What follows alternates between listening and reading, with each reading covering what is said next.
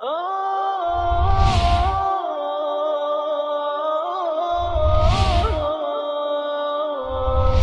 حامل القرآن.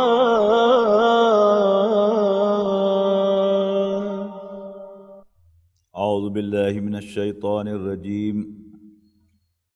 بسم اللہ الرحمن الرحیم.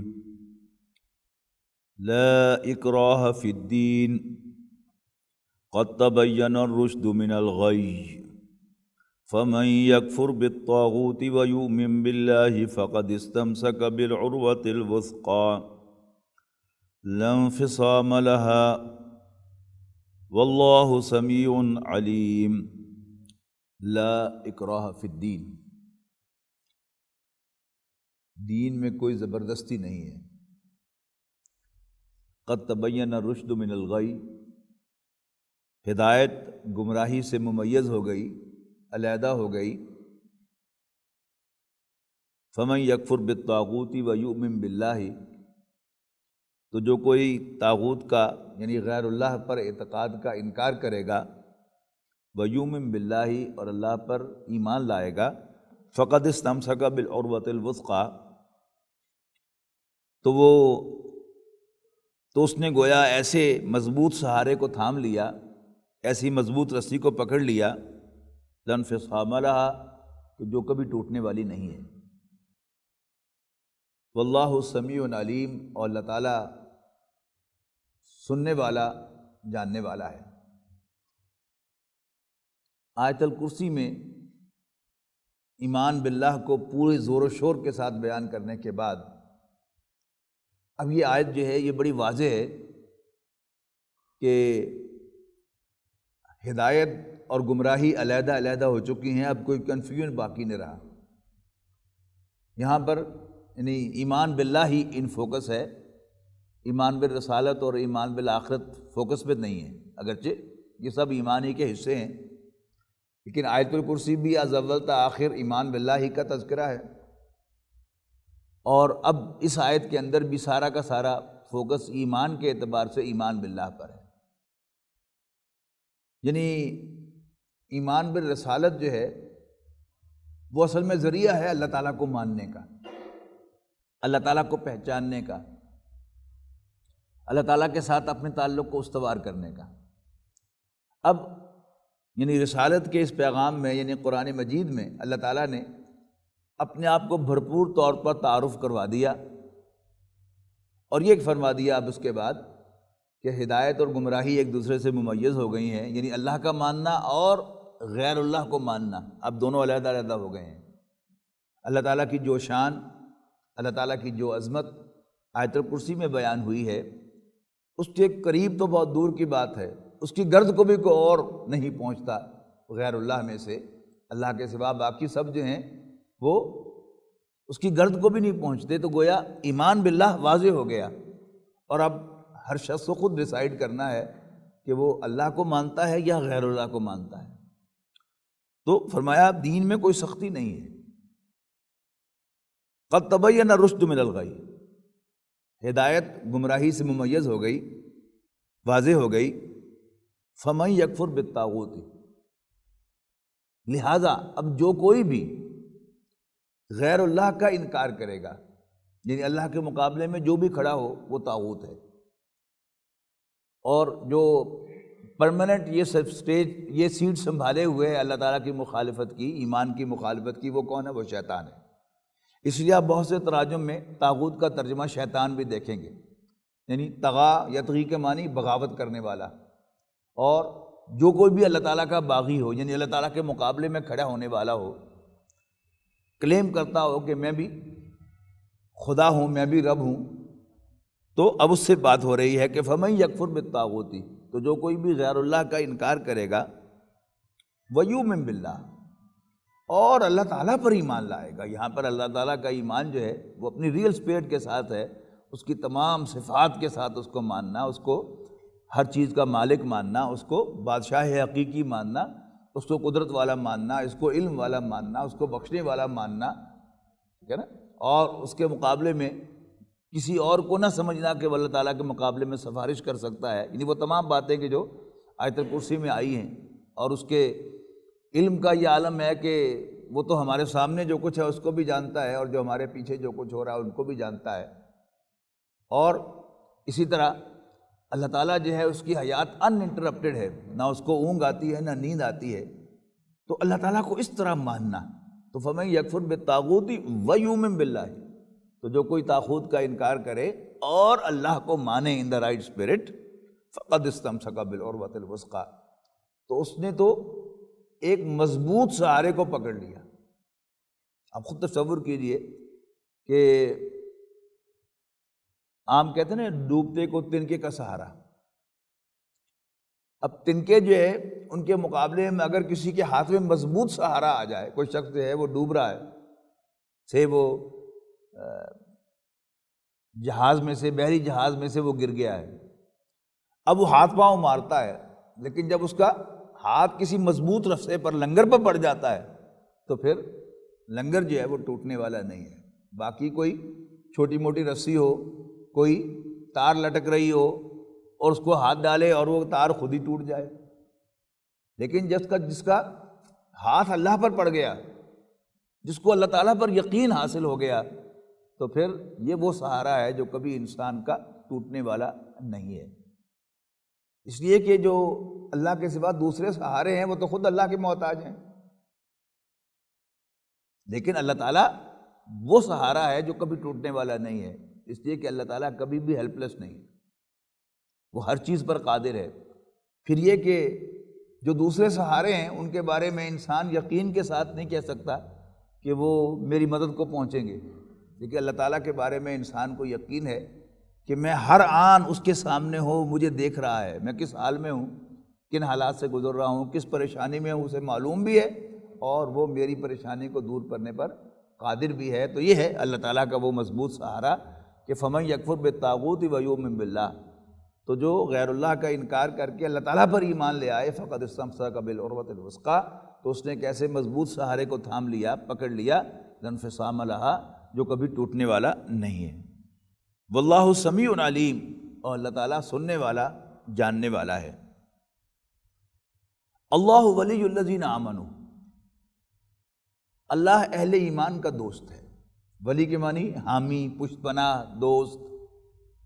اللہ ولی الذین آمنوا، اللہ ایمان والوں کا دوست ہے۔ اب یہاں نوٹ کیجئے گا کہ اللہ کے دوستوں کے سر پر کوئی سینگ نہیں ہوتے، ولی اللہ کے سر پہ جو پہچانا جائے کہ جس کے سر پہ وہ سینگ ہو وہ ولی اللہ ہے۔ ہر مومن ولی اللہ ہے، یعنی اوپر جس سیاق و سباق میں یہ بات ہو رہی ہے کہ جو صرف اللہ کو مانتا ہے وہ اللہ کا دوست ہے۔ تو اللہ ولی الذین آمنوا، اللہ ان کا دوست ہے، اللہ ایمان والوں کا دوست ہے۔ یخرجہم من الظلمات من النور الی النور، اور وہ انہیں اندھیروں سے نکال کر روشنی میں لاتا ہے۔ والذین کفروا، رہے کافر، اولیاءہم الطاغوت، ان کے دوست طاغوت ہے، غیر اللہ ہے، شیاطین ہیں۔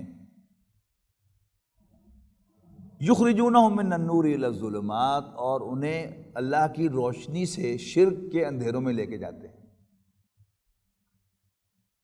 دیکھیے جب ایک شخص جو ہے وہ پریشان ہے اور پھر کوئی جا کر اس کا پرسان حال ہوتا ہے کہ ہاں بھائی میں ہیلپ یو، میں آپ کی کوئی مدد کروں، تو اس کو ایک دم روشنی سے نظر آتی ہے۔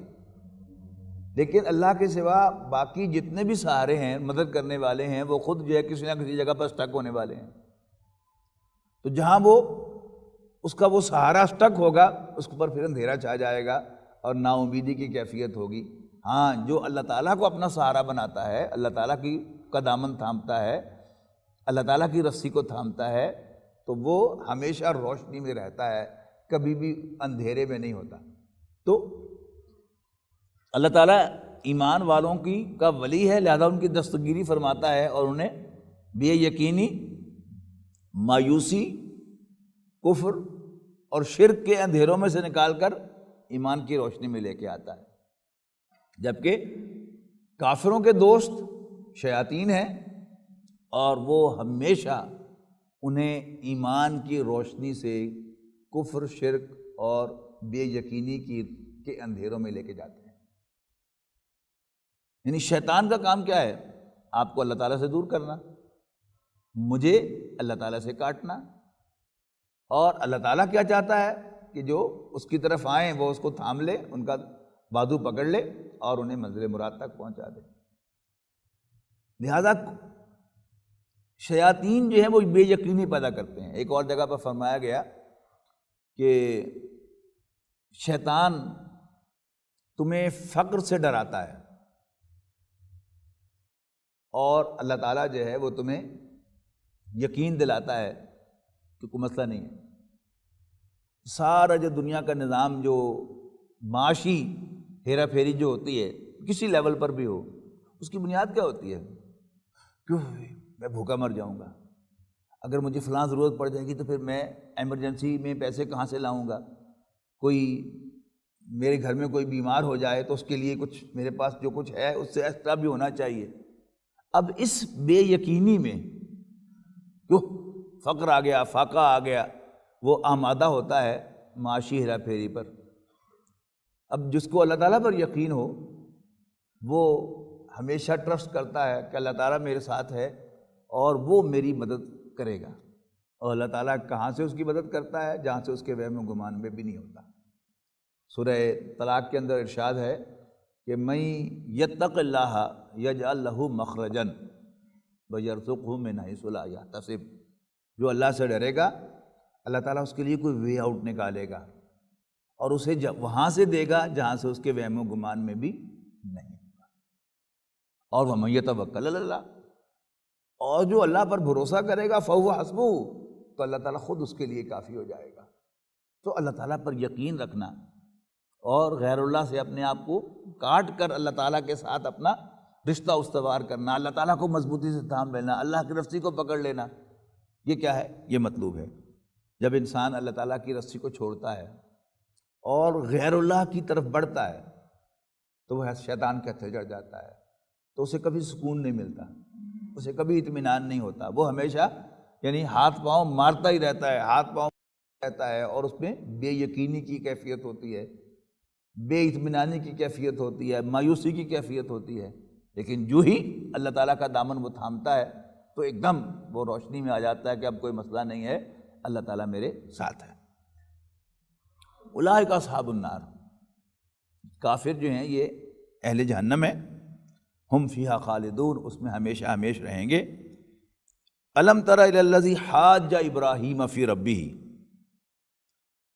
بھلا تم نے اس شخص کو دیکھا کہ جس نے ابراہیم سے علیہ السلام بحث کی، حجت بازی کی ان کے رب کے بارے میں، یعنی حضرت ابراہیم کے رب کے بارے میں حجت بازی کی۔ یہ غالباً نمرود تھا بادشاہ، کہ جس کو خبر ملی کہ ابراہیم نامی جو شخص ہے وہ آپ کو رب نہیں مانتا۔ اب بادشاہوں کے درباروں میں عام رواج تھا کورنش بجا لانے کا، ہندوستان میں وہ باقاعدہ پورے رکوع کی پوزیشن میں جا کے تو یوں کر کے سلام کرنا، اور بعض جگہوں پر باقاعدہ سجدے کا بھی رواج ہوتا ہے۔ تو رکوع اور سجدہ جو ہیں یہ ایک ہی طرح کی چیزیں ہیں نا، جو اللہ تعالیٰ کے لیے خاص ہیں۔ بندہ مومن کو اجازت نہیں ہے کہ وہ اپنا دھڑ، اپنا دل جو ہے وہ اللہ کے سوا کسی اور کے سامنے جھکائے۔ ہاں، دماغ کی حد تک اپنی سروسز وہ رینڈر کر سکتا ہے، وہ کسی کو دے سکتا ہے، لیکن ہول ہارٹڈ جو ہے وہ صرف اللہ کے لیے ہوتا ہے۔ وہ حضرت ابراہیم علیہ السلام جب دربار میں گئے تو انہوں نے سجدہ نہیں کیا، سیدھے گئے اس کے سامنے، اس نے کہا کہ تم سجدہ کیوں نہیں کیا؟ تو حضرت ابراہیم علیہ السلام نے فرمایا کہ سجدہ جو ہے وہ تو میرے رب کے لیے ہے۔ کون ہے تیرا رب؟ تو حضرت ابراہیم علیہ السلام نے اس کو کہا کہ اذ قال ابراہیم الم تر الی الذی حاج ابراہیم فی ربہ ان آتاہ اللہ الملک، بھلا تم نے دیکھا اس شخص کو کہ جو بحث کر رہا تھا ابراہیم سے ان کے رب کے بارے میں، جب ابراہیم ان آتاہ اللہ الملک، اس لیے کہ اللہ تعالیٰ نے اس کو بادشاہی عطا کی تھی، یعنی اس کا دماغ کیوں خراب ہو گیا تھا کہ اللہ تعالیٰ نے اس کو بادشاہی عطا کی تھی۔ اذ قال ابراہیم ربی الذی یحیی و یمیت، تو اس نے پوچھا ابراہیم علیہ السلام سے کون ہے تیرا رب؟ تو حضرت ابراہیم علیہ السلام نے فرمایا کہ میرا رب وہ ہے جو زندگی اور موت دیتا ہے۔ حضرت ابراہیم علیہ السلام بڑی امیزنگ شخصیت ہے، کئی پہلو ہیں ان کی شخصیت کے، اور ہر پہلو جو ہے بہت امپریسو ہے۔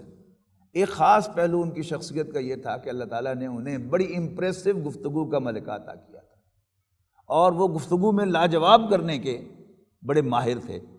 تو بادشاہ کو لاجواب کرنے کے لیے انہوں نے کہا کہ میرا رب وہ ہے کہ جو زندگی اور موت دیتا ہے۔ لیکن بادشاہ بھی بڑے ذہین ہوتے ہیں، تبھی تو بادشاہ بن کے بیٹھے ہوئے ہوتے ہیں لوگوں کو بیوقوف بنا کر۔ تو اس نے فوراً قید خانے سے جو 2 قیدی بلائے، اور ان میں سے جو بے گناہ تھا اس کی گردن اڑا دی، اور جو ان میں سے مجرم تھا اس کو کہ جا تمہاری جان بخشی جاتی ہے۔ اور حضرت ابراہیم سے کہنے لگا لک انا احیی و امید، قال انا احیی و امید، تو کہنے لگا زندگی اور موت میں دیتا ہوں۔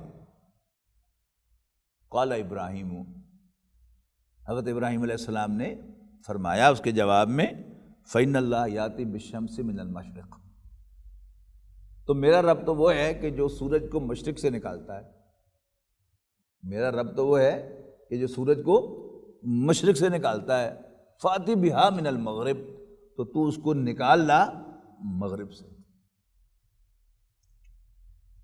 اب یہ ایسی بات تھی کہ یعنی زندگی اور موت کی حد تک تو اس نے بظاہر کر کے دکھا دیا کہ دیکھو زندگی اور موت میرے ہاتھ میں ہے، لیکن اب اس کا اس کے پاس کوئی جواب نہیں تھا، اس لیے کہ وہ ایسا کر ہی نہیں سکتا۔ فاتی بہا من المغرب، تو لیا اس کو مغرب سے نکال کر، فبہت الذی کفر، تو اس پر وہ کافر مبہوت ہو کر رہ گیا، حیران ہو کر رہ گیا، لاجواب ہو کر رہ گیا۔ واللہ لا یہدی القوم الظالمین، اور ساتھ ہی فرمایا اور اللہ تعالیٰ ظالموں کو راستہ نہیں دکھایا کرتا۔ اب ظلم جو ہے اس کے بنیادی مفہوم جو ہے ظلم کا وہ کیا ہے؟ حق تلفی۔ رب ماننا یہ اللہ تعالیٰ کا حق ہے، اللہ تعالیٰ ہی رب ہے، مالک ہے، اور اس کو رب ماننا اس کا حق ہے۔ اور اگر کوئی شخص اللہ تعالیٰ کو اس کا یہ حق دینے کا ان سے انکاری ہو تو وہ کیا ہے؟ بہت بڑا ظالم ہے۔ واللہ لا یہدی القوم الظالمین، اور اللہ تعالیٰ ظالموں کو راہیاب نہیں کیا کرتا۔ او کالذی مر علی قریۃ وہی خاویۃ علی عروشہا، یہ ذکر ہے حضرت عزیر علیہ السلام کا۔ تو فرمایا یا، یعنی پہلے جو فرمایا تھا الم ترى الی الذی حاج ابراہیم، کیا تم نے نہیں دیکھا اس کو جو ابراہیم سے بحث کر رہا تھا اس کے رب کے بارے میں؟ اسی کے ساتھ یہ اٹیچڈ ہے، او یا اس کو نہیں دیکھا کالذی مر علی قریۃ، کہ جو گزر رہا تھا، جس کا گزر ہوا ایک بستی کے پاس سے، وہی خاویۃ علی عروشہا، اور وہ بستی اپنی چھتوں پر گری پڑی تھی۔ چھتوں پر گری پڑنے کا مطلب یہ ہوتا ہے کہ جب چھت گرتی ہے تو پہلے اس خالی جگہ میں چھت گرتی ہے، اور پھر یہ دیواریں جو ہیں اس کے اوپر آ کر گرتی ہیں۔ تو جو بستی چھتوں پر گری پڑی تھی،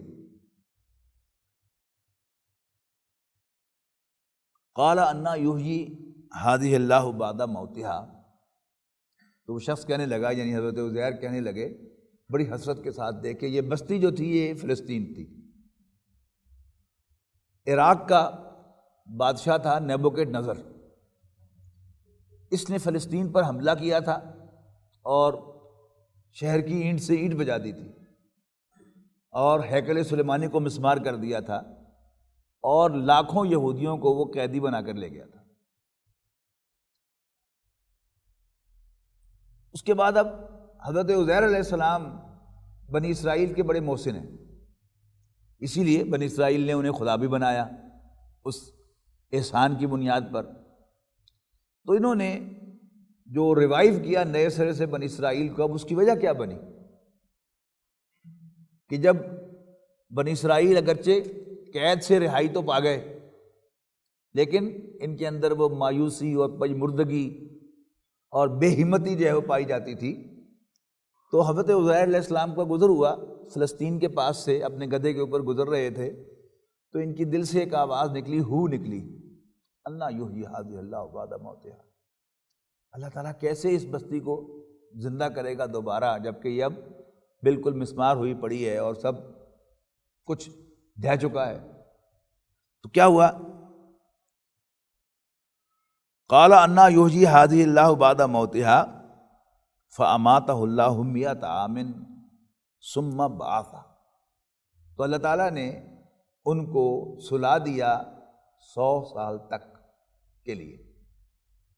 یہاں تو فرمایا نا فاماتہ اللہ، موت اور نیند چونکہ مشابہ ہیں، تو یعنی فرق کیا ہے؟ ایک نیند ہے، پھر اس سے زیادہ گہری نیند بے ہوشی ہے، اور اس سے زیادہ گہری نیند کیا ہے؟ موت ہے۔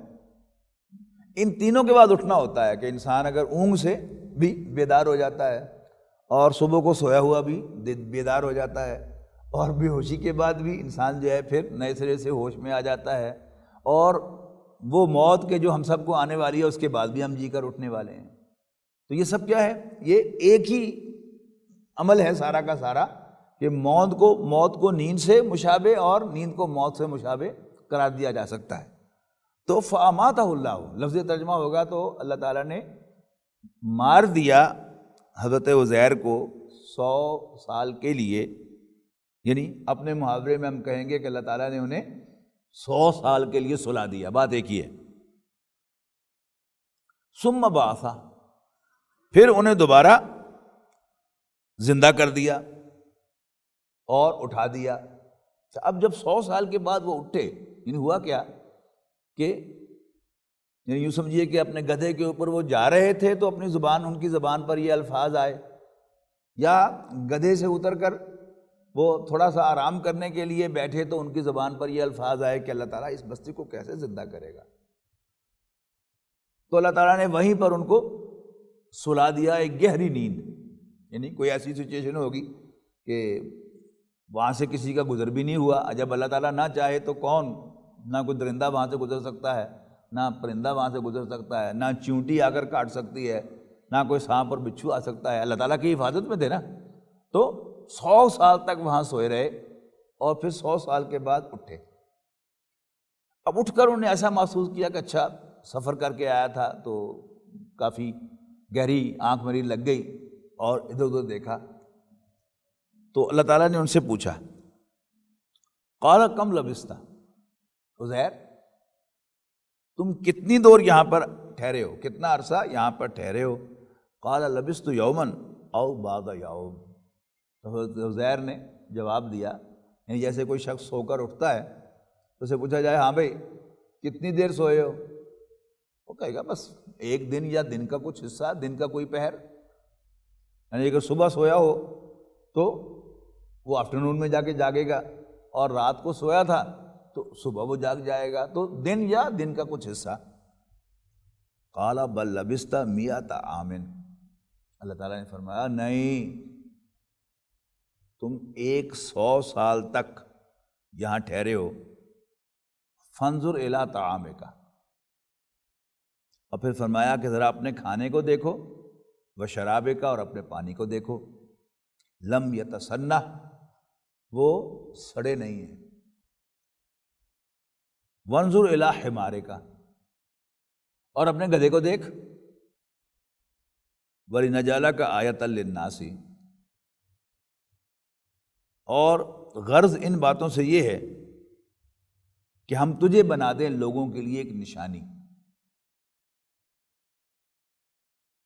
جیسے اللہ تعالیٰ نے نشانی بنایا اصحاب کہف کو کہ وہ 300 سال سے زائد سوئے رہے ایک غار کے اندر، اور ان کی موت واقع نہیں ہوئی، اور پھر وہ دوبارہ نکل کر وہاں سے غائب۔ وہاں بھی یہی بالکل الفاظ ہیں کہ انہوں نے ایک دوسرے سے پوچھا کہ تم کتنی دیر ٹھہرے ہو، انہوں نے کہا لبثنا یوما او بعض یوم، کہ ہم دن یا دن کا کچھ حصہ یہاں پر ٹھہرے۔ اس لیے کہ جب انسان سو جاتا ہے تو وہ ہر چیز سے غافل ہو جاتا ہے، اور جب جاگتا ہے تو بس ایسا ہی محسوس کرتا ہے کہ ظاہر ہے نیند انسان کو کتنی دیر آ سکتی ہے، چند گھنٹے آ سکتی ہے، اس کے بعد پھر اسے واش روم جانے کی حاجت ہو جاتی ہے، پھر بھوک لگتی ہے، اس کی وجہ سے وہ جاگ جاتا ہے، یا اگر کسی جگہ دھوپ میں سویا ہوا ہے تو اس کو گرمی لگتی ہے، اور اگر کہیں سردیوں میں سویا ہوا ہے تو پھر اسے ٹھنڈ لگتی ہے۔ یعنی کئی فیکٹرز ہوتے ہیں جن سے انسان جاگ جاتا ہے، تو ایک دن سے زیادہ جو ہے وہ انسان کا سویا رہنا عام حالات میں ممکن نہیں ہے، الا کہ وہ بے ہوش ہو۔ بے ہوشی جو ہے وہ بعض اوقات دنوں، ہفتوں اور مہینوں تک پرولونگ ہو جاتی ہے، لیکن جب وہ کوئی شخص بے ہوشی سے نکلے گا تو اسے ایسا ہی محسوس ہوگا کہ جب وہ بے ہوش ہوا تھا اور اس کے قریب کوئی، یعنی کہ کوئی شخص جو ہے وہ 3 بجے بے ہوش ہوا ہے اور اس کے بعد وہ 2 ہفتے بے ہوش رہا ہے، تو جب وہ بے ہوشی سے دوبارہ ہوش میں آئے گا تو اسے یہی محسوس ہوگا کہ ہاں 3 بجے میں سویا تھا اور اب 5 بجے ہوں گے، 6 بجے ہوں گے، اس سے زیادہ جو ہے اس کا امکان نہیں ہوتا۔ یہاں اللہ تعالیٰ نے کیا کیا کہ انہیں 100 سال تک سلایا اور پھر 1 بائی 1 ان کو ریئلائز کرایا کہ تم 100 سال رہے ہو۔ پہلے تو کہا تو اپنے توشہ دان کو دیکھ، جو ٹفن ہے تمہارا اور جو کھانے کا تمہارا بیگ ہے اس کو دیکھو کہ کھانا جو ہے وہ تمہارا اس میں بدبو نہیں پڑی اور پانی جو ہے اس میں بھی کوئی تغیر واقع نہیں ہوا، تو یہ پانی اور کھانا کیا بتائیں گے کہ وہی day are a part of a day. لیکن اپنے گدھے کو دیکھو، تو جب انہوں نے گدھے کو دیکھا اور ساتھ ہی یہ فرمایا کہ یہ سب کچھ ہم اس لیے کر رہے ہیں کہ تاکہ ہم تجھے لوگوں کے لیے نشانی بنائیں۔ وانظر الی العظام کیف ننشزها لحما، اپنے گدھے کی ہڈیوں کو دیکھ، یعنی گدھا جو تھا اس پر اثرات ہوئے تھے سارے جو موت کے اثرات ہوتے ہیں۔ کوئی پرانی لاش جو ہے وہ کسی جانور کی پڑی ہو تو کیا ہوتا ہے، اس کا سارا گوشت جو ہے وہ کیڑے مکوڑے کھا جاتے ہیں اور صرف ہڈیوں کا ڈھانچہ ہوتا ہے، تو وہ ہڈیوں کا ڈھانچہ جو ہے وہ پاس پڑا ہوا تھا، جس سے ان کو ثابت ہوا کہ ہاں واقعی بہت طویل عرصے تک میں سویا ہوں۔ اور پھر دیکھتے ہی دیکھتے وہ ہڈیاں جو ہے ان کا ڈھانچہ کھڑا ہو گیا اور ان کے دیکھتے ہی دیکھتے اس پر گوشت جو ہے وہ چڑھ آیا اور گدھا جو ہے وہ نئے سرے سے زندہ ہو گیا۔ وانظر الی العظام، ہڈیوں کو دیکھو، کیف ننشزها، کہ ہم کیسے انہیں جوڑ دیتے ہیں، ثم نکسوها لحما، اور پھر کیسے ہم ان ہڈیوں کو گوشت پہناتے ہیں۔ فلما تبین له، تو جب ان پر ساری بات واضح ہو گئی، قال اعلم ان اللہ علی کل شیء قدیر، تو حضرت عزیر پکار اٹھے کہ مجھے معلوم ہو گیا، میں جان گیا کہ اللہ تعالیٰ ہر چیز پر قادر ہے۔ یعنی بات کو آغاز سے پھر دیکھیے نا، انہوں نے حیرت کا اظہار کیا تھا نا کہ اللہ تعالیٰ اس بستی کو اس کے ڈھہ جانے کے بعد، اس کے مسمار ہو جانے کے بعد کیسے زندہ کرے گا۔ تو اللہ تعالیٰ نے کہا جیسے میں اس گدھے کو زندہ کر رہا ہوں، جیسے میں نے تمہیں 1 سال کے بعد زندہ کر دیا ہے، ایسے ہی میں اس بستی کو بھی زندہ کر سکتا ہوں۔ تو کہنے لگے عالم، میں جان گیا، ان اللہ علی کل شیء قدیر، کہ اللہ تعالیٰ ہر چیز پر قادر ہے۔ اصل میں اللہ تعالیٰ پر اسی طرح کا یقین ہم سب کو مطلوب ہے کہ ہمیں یقین ہو کہ اللہ تعالیٰ جب چاہے، جہاں چاہے مجھے مار سکتا ہے اور جیسے چاہے، جب چاہے مجھے دوبارہ زندہ کر سکتا ہے۔ اللہ تعالیٰ ہی زندگی اور موت کا مالک ہے۔ یہ دنیا اللہ تعالیٰ نے اسباب پر بنائی ہے، اسباب اس کے حکم کے تابع ہیں، لیکن اللہ تعالیٰ کی قدرت جو ہے وہ اسباب کی تابع نہیں ہے۔ یہ یقین جتنا اللہ تعالیٰ ہمیں عطا کرے گا اتنا ہی ہماری سوچ، ہمارا اٹھنا بیٹھنا سب کچھ بدل جائے گا۔ ہماری آج جو بے یقینی کی کیفیت ہے، پریشانی کی کیفیت ہے، پتہ نہیں کل کیا ہو جائے گا، پتہ نہیں کل کیا ہو جائے گا، پتہ نہیں کل کیا ہو جائے گا۔ اور جب انسان کا اللہ تعالیٰ پر یقین بیٹھ جائے گا کوئی مسئلہ ہی نہیں۔ وہ جیسے آتا ہے، حضرت بایزید بستانوی رحمۃ اللہ علیہ کے پاس کوئی شخص آیا تو اس نے کہا کہ حضرت وہ کیسا منظر ہوگا کہ جب سوائے اللہ تعالیٰ کے کچھ بھی نہیں تھا۔ حضرت بایزید فرمایا الان کما کان، اب بھی تو ویسے ہی ہے، ہمارا وجود جو ہے وہ تو اللہ تعالیٰ کے مقابلے میں حیثیت ہی نہیں ہے، تو ہم آج بھی نہیں ہیں اور اللہ تعالیٰ آج بھی ویسے ہی ہے جیسے اللہ تعالیٰ اس وقت تھا جب تم سمجھ رہے ہو کہ کوئی نہیں تھا۔ تو آج بھی اللہ تعالیٰ کے مقابلے کا کوئی بھی نہیں ہے۔ اللہ تعالیٰ کے وجود کے مقابلے میں باقی سارے وجود جو ہیں وہ عدم کی حیثیت میں ہیں، نہ ہونے کے برابر ہیں، ان کی کوئی حیثیت ہی نہیں ہے۔ جیسے ہم سورہ آیت الکرسی میں پڑھ کے آئے کہ وہ القیوم ہے، خود تو از خود زندہ ہے، لیکن باقی پوری کائنات کو تھامے ہوئے ہے، اور جب وہ اپنی اٹینشن کو وہاں سے ہٹا لے گا، تھامنا چھوڑ دے گا، تو اس کائنات کا وجود ختم ہو جائے گا۔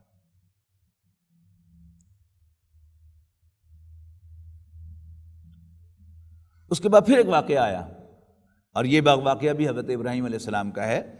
وَإِذْ قَالَ إِبْرَاهِيمُ، یعنی یہ تینوں واقعات جو آ رہے ہیں وہ ایمان باللہ ہی کو اسٹرینتھن کرنے کے لیے ہیں۔ وَإِذْ قَالَ إِبْرَاهِيمُ رَبِّ أَرِنِي كَيْفَ تُحْيِي الْمَوْتَى، اور یاد کرو جب ابراہیم نے کہا ربا مجھے دکھا تو صحیح کہ تو مردوں کو کیسے زندہ کرے گا۔ قَالَ أَوَلَمْ تُؤْمِنْ، تو انہوں نے پوچھا کہ ابراہیم کیا تو مانتا نہیں ہے؟ قَالَ بَلَىٰ، حضرت ابراہیم نے عرض کی کیوں نہیں، میں مانتا ہوں کہ تو زندہ کر سکتا ہے، میں تو صرف ذرا اپنے دل کی تسلی کے لیے پوچھ رہا ہوں کہ کیسے زندہ کرے گا۔ وَلَٰكِن لِيَطْمَئِنَّ قَلْبِي، لیکن میں ذرا اپنے دل کا اطمینان چاہتا ہوں۔ قَالَ، اللہ تعالیٰ نے فرمایا فَخُذْ أَرْبَعَةً مِّنَ الطَّيْرِ، تو 4 پرندے لے لو، فَصُرْهُنَّ، اور انہیں اپنے آپ سے مانوس کر لو۔ اب یہاں پر پرندوں کا ذکر نہیں ہے کہ وہ کون سے پرندے تھے، یہ اصل میں ہوتا ہے ایک ریسرچ مائنڈڈ آدمی جو ہے وہ غیر ضروری چیزوں کی تحقیق میں پڑ جاتا ہے اور جو اصل میسج ہے اس کو بلا دیتا ہے۔ اب وہ مرغیاں ہوں، وہ مور ہوں، وہ چڑیاں ہوں، کوے ہوں، طوطے ہوں، اس کا اس اصل نفس مضمون کے ساتھ کوئی تعلق نہیں ہے۔ کوئی 4 پرندے لو، یہ بھی ہو سکتا ہے کہ وہ 4 مختلف پرندے ہوں، ایک مرغی ہو، ایک جو ہے وہ مور ہو، ایک کوئی اور پرندہ ہو، اور یہ بھی ہو سکتا ہے وہ چاروں ایک ہی قسم کے پرندے ہوں، لیکن اس سے کوئی فرق واقع نہیں ہوتا، جو اصل نفس مضمون ہے اس سے لے لو۔ فَصُرْهُنَّ إِلَيْكَ، اور انہیں اپنے ساتھ مانوس کرو۔ اور آپ دیکھتے ہیں کہ پرندہ جب مانوس ہوتا ہے آپ سے تو آپ کے اشارے کو وہ رسپونڈ کرتا ہے۔ یہ کبوتر باز جو ہیں وہ ایک سیٹی بجاتے ہیں اور اس کے کبوتر جو ہیں وہ سارے کے سارے جو ہیں وہ واپس آ جاتے ہیں اس کی سیٹی کی آواز کو پہچان کر، یا اس نے جو بھی اشارہ ان کو دے رکھا ہے، سمجھا رکھا ہے، جس اشارے سے مانوس کر رکھا ہے وہ اس اشارے کو رسپونڈ کرتے ہیں۔ تو مطلب کیا تھا کہ ان کو مانوس کر لو اپنے ساتھ۔ اس کے بعد یہاں پر براہ راست اس کا ذکر نہیں ہے، لیکن جو روایات سے خبر ملتی ہے وہ یہ ہے، اور اصل جو نفس مضمون کے ساتھ متعلق کیا ہے، جو چیز انڈرسٹوڈ ہو تو قرآن مجید اس کو بسا اوقات مینشن نہیں کرتا الفاظ کے اندر۔ نہیں، سوال کیا تھا حضرت ابراہیم علیہ السلام کا، تو مردوں کو کیسے زندہ کرے گا؟ اب جو لوگ منکرین حدیث جو ہیں، جن کو یعنی قرآن مجید جو ہے وہ میٹیریلسٹک اپروچ سے ایکسپلین کرنا ہوتا ہے، اور وہ چیز کہ جو سائنٹیفک لاز سے پروو نہ ہو سکے اس کو انکار کرنا ان کا وتیرہ ہے، ان کا عام طریقہ ہے۔ اب وہ کیا کہیں گے کہ جی پرندوں کو مانوس کرنے کو کہا، اور پھر انہیں کہا کہ جی ان کو 4 مختلف پہاڑوں پر جا کر رکھ دو اور پھر ان سے کہو کہ وہ آئیں تمہارے پاس، تو وہ اڑتے ہوئے آ جائیں گے۔ یہ کون سی خاص بات ہے؟ ابھی میں نے عرض کیا کہ کبوتر باز جو ہے وہ اپنے پرندوں کو، اپنے کبوتروں کو مانوس کر دیتا ہے اپنے اشارے سے، اپنی آواز سے، اپنی سیٹی سے، اور وہ ایک سیٹی بجاتا ہے تو سارے پرندے بھاگ کے آ جاتے ہیں۔ تو اس میں کوئی خاص بات نہیں تھی کہ جس کو قرآن مجید میں مینشن کیا جاتا۔ پلس یہ کہ اس سے زندگی اور موت کا کیا تعلق ہے؟ وہ جو آپ کو تفاسیر کے اندر، روایات کے اندر، احادیث کے اندر جو باتیں ملتی ہیں وہ فلنگ دی گیپس ہے، کہ جس کے بغیر یہ بے معنی سا واقعہ ہو جائے گا کہ حضرت ابراہیم علیہ السلام نے سوال کیا تھا کہ مردوں کو کیسے زندہ کرے گا، تو اللہ تعالیٰ نے کہا کہ 4 پرندے لو، ان کو مانوس کرو اپنے آپ سے، اور پھر انہیں ذبح کر کے ان کے گوشت کو مکس کر دو آپس میں، اور پھر اس کو 4 حصوں میں تقسیم کر کر 4 مختلف پہاڑوں پہ جا کے رکھ دو، اور پھر وہی جس آواز سے تو نے انہیں مانوس کیا ہوا ہے وہ آواز نکالو، تو سارے کے سارے پرندے زندہ ہو کر تمہاری طرف اڑتے ہوئے آ جائیں گے۔ یعنی وہ 4 پرندے جو تھے ان کا گوشت مکس کر دیا گیا تھا، تو جب وہ آواز دیں گے تو ہر پرندے کے ٹکڑے جس جگہ پڑے ہوئے ہوں گے اللہ تعالیٰ کے حکم سے وہ اکٹھے ہو کر اور زندہ ہو کر تمہاری طرف چلے آئیں گے۔ بتانا تو یہ مقصود تھا اب اگر آپ کہتے ہیں کہ جی پرندوں کو مانوس کر دو اور پھر ان کو 4 پہاڑوں کے اوپر بٹھا کر ان کو آواز دو، تو یہ تو ہر کبوتر باز کرتا ہے، تو نتھنگ اسپیشل۔ اصل موضوع کیا تھا کہ حضرت ابراہیم علیہ السلام نے اللہ تعالیٰ سے سوال کیا کہ تم مردوں کو کیسے زندہ کرے گا؟ اللہ تعالیٰ نے پوچھا کہ تمہیں یقین نہیں ہے؟ نہیں مانتا تو ہوں، لیکن جسٹ دل کا اطمینان چاہتا ہوں۔ تو اللہ تعالیٰ نے کہا کہ میں ایسے زندہ کروں گا کہ ان کی بوٹیاں ہو چکی ہوں اور بوٹیاں بکھری ہوئی ہوں، تب بھی جب میرا حکم ہوگا تو وہ ساری بوٹیاں جو ہیں وہ مل کر ایک پورا وجود بنے گا اور اثر نو اس میں زندگی پیدا ہو جائے گی اور وہ پرندے اڑتے ہوئے تمہارے پاس آ جائیں گے۔ تو فرمایا ثم اجعل علی کل جبل منہن جزءا، پھر ہر پہاڑ کے اوپر اس کا ایک جز رکھ دو۔ اب جز سے بھی یہاں مراد کیا ہے کہ پورا پرندہ نہیں، جز رکھ دو۔ تو وہ بات جو ہے مکمل ایسے ہی ہوتی ہے کہ ان چاروں کو ذبح کر کے ان کا گوشت مکس کر کے پھر اس مکسچر کا ایک حصہ جو ہے ہر پہاڑ پر رکھو۔ ثم ادعوہن، پھر ان کو بلاؤ، یاتینک کا سایہ، تو وہ بھاگتے ہوئے تمہاری طرف آ جائیں گے۔ وعلم، اور یاد رکھنا، ان اللہ عزیز الحکیم، بے شک اللہ تعالیٰ بالا دست، آل مائٹی، آل پاورفل، حکیم، حکمت والا ہے۔ یہ اللہ تعالیٰ جو چاہے کر سکتا ہے، اس کی پاور کا، اس کے مائٹی ہونے کا کوئی حساب نہیں ہے، لیکن اللہ تعالیٰ اپنے مائٹ کو ایگزیکیوٹ کرتا ہے حکمت کے ساتھ، دانائی کے ساتھ۔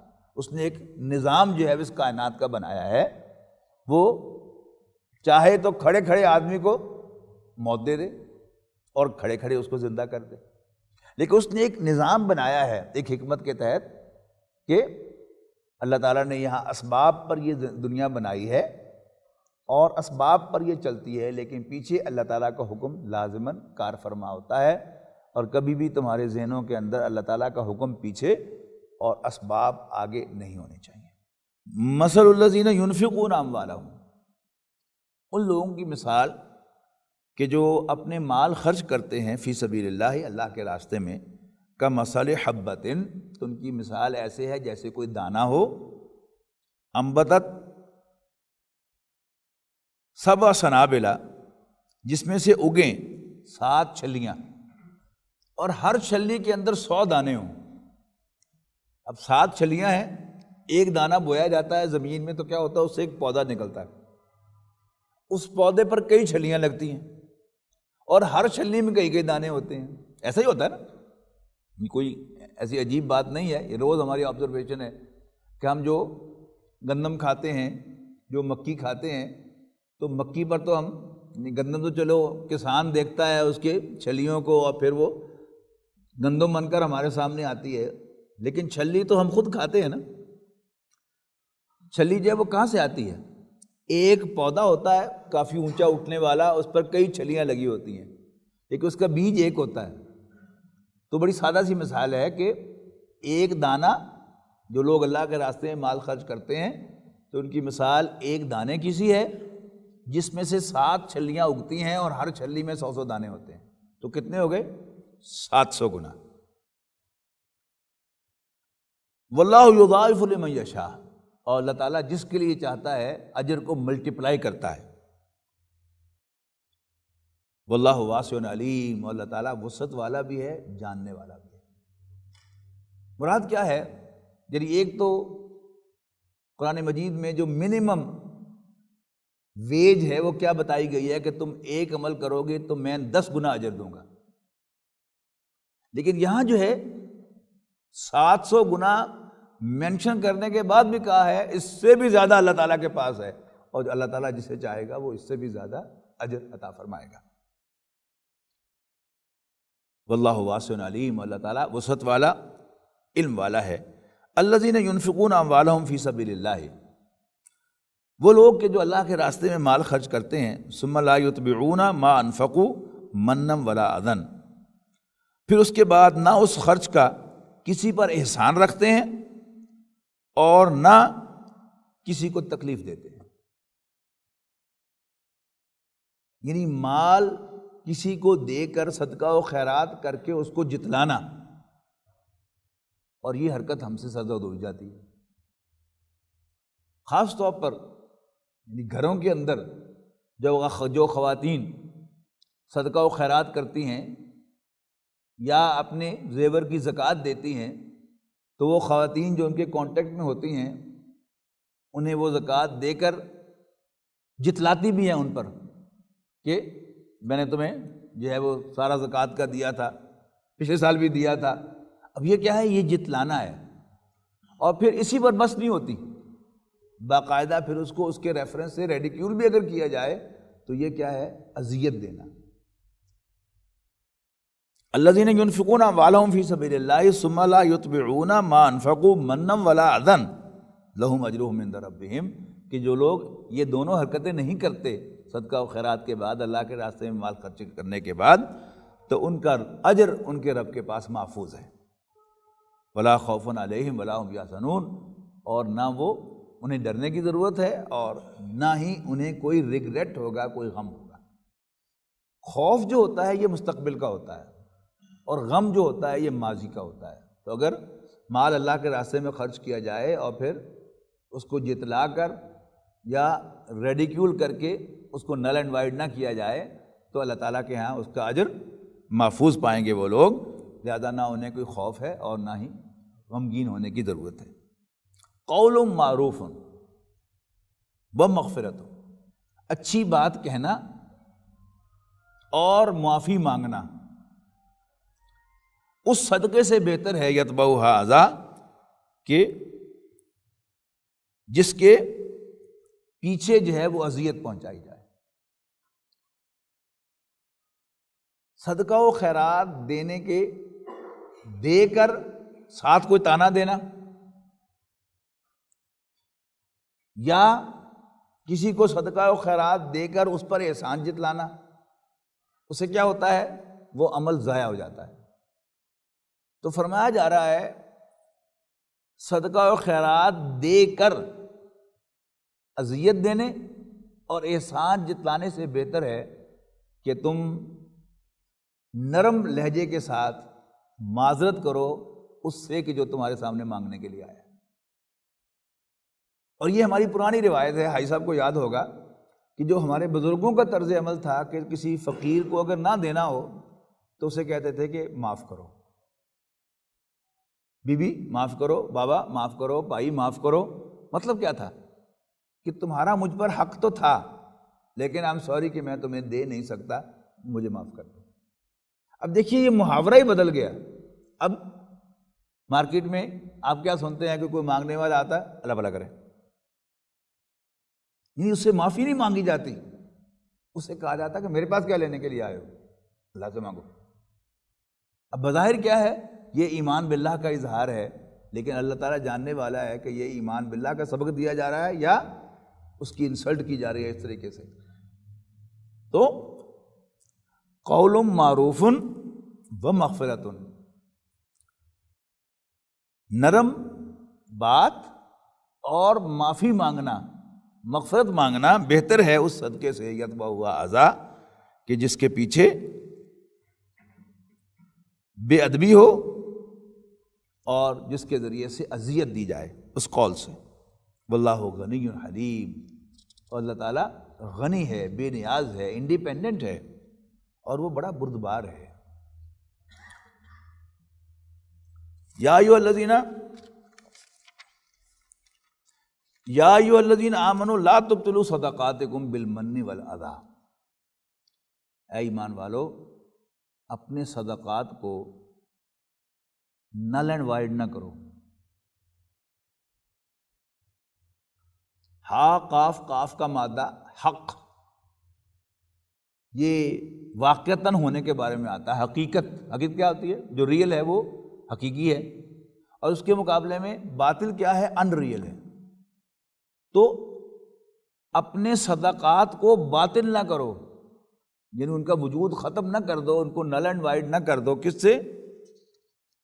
احسان جتلا کر اور اذیت دے کر۔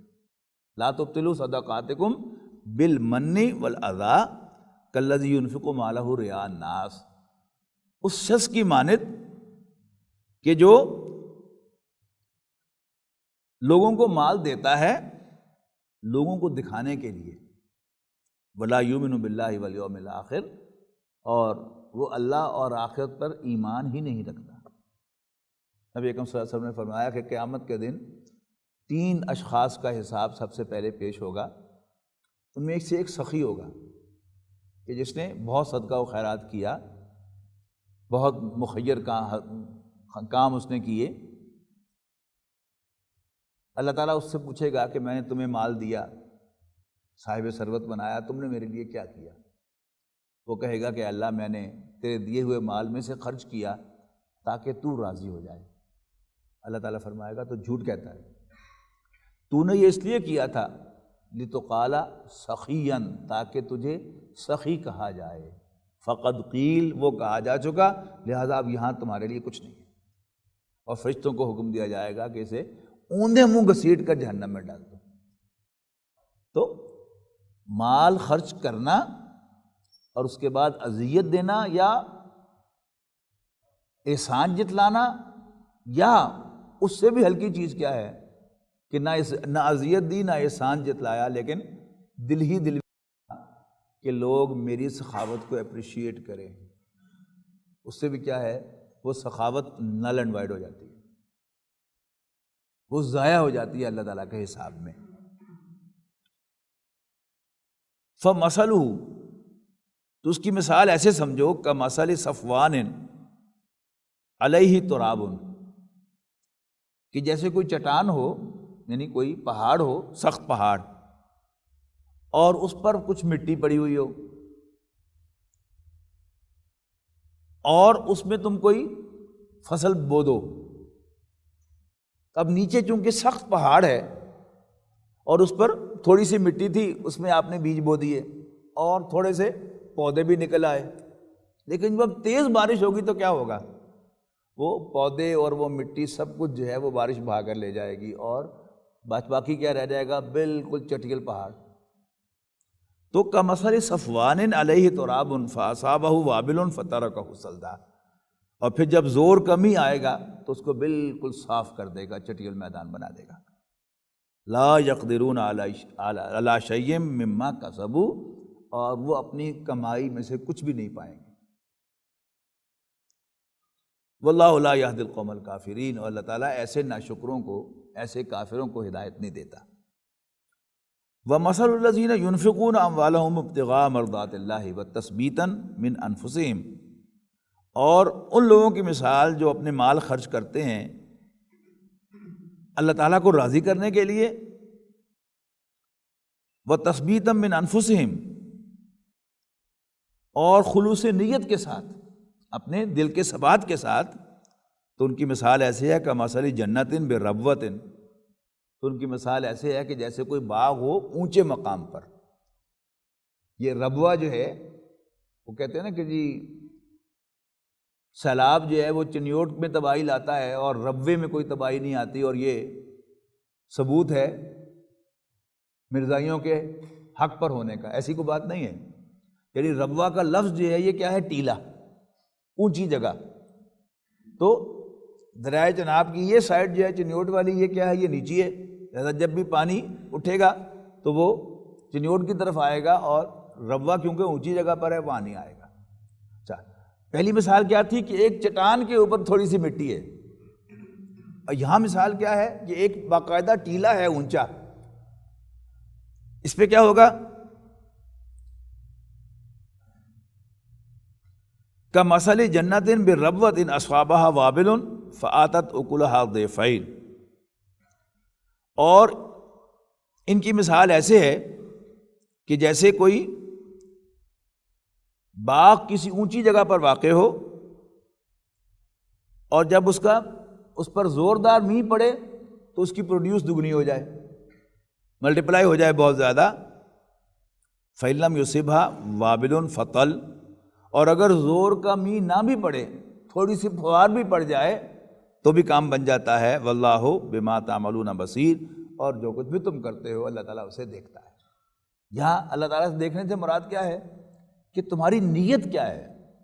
اللہ تعالیٰ صرف تمہارے ظاہر کو نہیں دیکھتا، وہ تمہاری نیتوں کو بھی دیکھتا ہے کہ اگر تم نے کوئی صدقہ و خیرات کیا ہے اور اس میں تمہارے پیش نظر کسی سے کچھ دنیاوی فائدہ اٹھانا ہے، یا کسی کو اپنے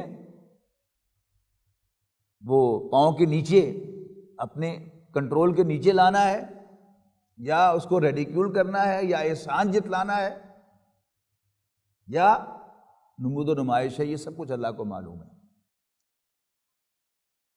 واللہ بما تعملون بصیر۔ ایود احدکم ان تکون لہ جنۃ من نخیل وعناب تجری من تحت الانہار لہ فیہا من کل الثمرات واصابہ الکبر ولہ ذریۃ ضعفاء فاصابہا اعصار فیہ نار فاحترقت۔ یہ بڑا لمبا جملہ ہے، اب جا کے ختم ہوا ہے۔ ایود احدکم، کیا تم میں سے کوئی یہ چاہتا ہے کہ اس کا کوئی باغ ہو کھجوروں کا اور انگوروں کا، جس کے نیچے نہریں بہتی ہوں اور اس میں ہر قسم کی پروڈیوس آتی ہو، اور اس کو بڑھاپا آ گیا ہو، اور اس کے کم سن بچے بھی ہوں؟ ضعیف کہتے ہیں کمزور کو، تو ہمارے محاورے میں کیا ہوگا کہ اس کے کم سن بچے بھی ہوں۔ فَأَصَابَهَا إِعْصَارٌ فِيهِ نَارٌ فَاحْتَرَقَتْ، تو ناگہاں اس آگ پر، اس باغ پر آگ کا بھرا کوئی بگولا آ جائے، یعنی کوئی سٹارم آ جائے، فاحترقت، جو اس کو جلا کر ڈھیر کر دے۔ یوں اللہ تعالیٰ تمہارے لیے نشانیوں کو واضح فرماتا ہے، لعلکم تتفکرون، تاکہ تم غور و فکر کرو، تم سمجھو۔ مراد کیا ہے کہ ایک شخص ہے جس کا ٹھیک ٹھاک جائیداد ہے اس کی، اور وہ سمجھتا ہے کہ یہ جائیداد جو ہے یہ میرے بچوں کے کام آئے گی، لیکن اچانک کیا ہو، کوئی سٹارم آئے اور جو اس ساری کی ساری جو کھیت ہیں ان کو جلا کر راکھ کر دے۔ اب کیا ہوگا؟ بوڑھا ہو گیا۔ یہ سارے الفاظ کو نوٹ کیجئے، ایک ایک یعنی اس کے اندر انہوں نے اللہ تعالیٰ نے شک باندھی ہے کہ اس کا باغ ہو انگوروں کا اور کھجوروں کا، اس کے نیچے نہریں بہتی ہوں، اور وہ بوڑھا ہو گیا ہو، اور اس کے بچے چھوٹے چھوٹے ہوں، اور اچانک جو ہے وہ کیا ہو، کوئی آگ کا وہ گولا آئے کہ جو اس سارے کھیت کو، ساری پروڈیوس کو، ساری فصل کو، باغ کو تباہ کر کے رکھ دے، تو کیا ہوگا؟ بالکل یعنی پڑا ہوا ہوگا، بوڑھا ہو گیا ہے، اب اتنا بھی نہیں کر سکتا کہ نئے سرے سے کوئی کاروبار یا کوئی ایگریکلچر جو ہے وہ اپنے بچوں کے لیے بنا دے۔ تو ایسا ہی ہوگا حال ان لوگوں کا کہ جو جہاں سے جائیں گے اور اللہ تعالیٰ کو راضی کرنے کے لیے انہیں کچھ نہیں کیا ہوگا، تو وہاں ایسے بالکل حیران و پریشان کھڑے ہوں گے کہ ان کے ہاتھ میں کچھ بھی نہیں ہوگا۔ کذالک یبین اللہ لکم الآیات، یوں اللہ تعالیٰ نشانیوں کو واضح فرماتا ہے، لعلکم تتفکرون، تاکہ تم غور و فکر کرو۔ بارک اللہ لی ولکم فی القرآن العظیم ونفعنی وإیاکم بالآیات والذکر الحکیم۔